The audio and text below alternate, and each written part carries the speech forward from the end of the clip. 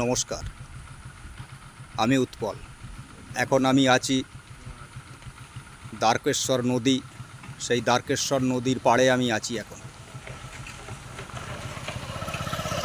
এবার হয়তো আপনারা জিজ্ঞাসা করবেন, দ্বারকেশ্বর নদীটা কোন জায়গা দিয়ে বেরিয়ে গেছে, আপনি আছেন কোথায়? আমি যেটা বলে থাকি যে ভারতবর্ষের পশ্চিমবঙ্গ রাজ্য, সেই রাজ্যের হুগলি জেলার অন্তর্গত খানাকুল, সেই খানাকুল সংলগ্ন সেই ময়াল গ্রামে, সেই ময়াল গ্রাম, ময়াল আর বন্দিপুর, সেই বন্দিপুর আর ময়ালের ঠিক মিডিল পয়েন্ট দিয়ে বেরিয়ে গেছে একটি বাঁশের, কাঠের এবং লোহার পাইপ দিয়ে তৈরি করা একটি সেতু, মানে ব্রিজ। সেই ব্রিজের ঠিক একদম ওপরেই আমি আছি।